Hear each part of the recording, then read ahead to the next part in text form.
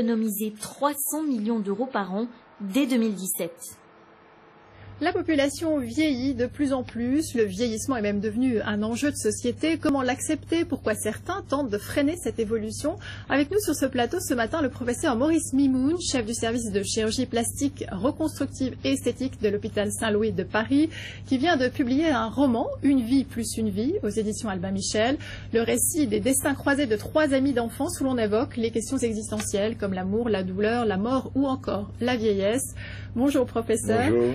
Donc plus la population vieillit, plus elle a envie de rester jeune. Vous dites vieillir heureux, c'est vieillir jeune. Oui, écoutez, si vous aimez la vie, la seule manière d'en profiter, c'est de vieillir. Et les médecins, c'est ça, c'est qu'ils essayent de rallonger la durée de vie des gens, mais j'ai jamais vu quelqu'un qui aimait vieillir en prenant une canne, en ayant mal au dos, etc. Donc, on essaye d'être bien dans son corps, bien dans son être.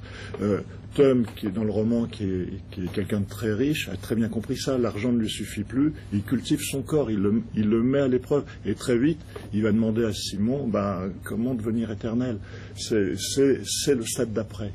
Alors, comment lutter contre ce cheminisme ambiant? Vous avez en consultation des femmes, des hommes qui veulent essayer de rester jeunes? Oui, elles veulent rester jeunes ou rester dans le coup. Alors, il y a deux choses un peu différentes.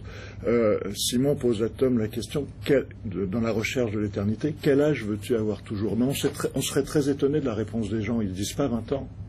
Ils disent pas 20 ans. On dit un peu 20 ans comme ça pour rire, mais la plupart des femmes vous disent un âge bien plus avancé, 40, plus que 20. Donc c'est très compliqué. Et ensuite, il y a une histoire d'image et de capacité à trouver du travail. Ça, c'est autre chose. Alors, est-ce qu'avec les progrès de la médecine, on pourra atteindre la jeunesse éternelle? Oui, c'est une question qui est très transgressante. C'est-à-dire qu'on n'ose pas la poser. C'est-à-dire, est-ce qu'un jour, on aura accès à l'éternité? Moi, je dis que oui. Je dis que les médecins n'osent pas le dire. Mais actuellement, on n'est pas loin. Le secret de la jeunesse éternelle est même dans la cellule cancéreuse. C'est-à-dire que ce sont des cellules qui vivent toujours. Donc, on n'est pas loin. Il va falloir trouver. Merci, professeur Mimoun, d'être venu. Et je rappelle le titre de votre roman, Une vie plus une vie, aux éditions Albin Michel.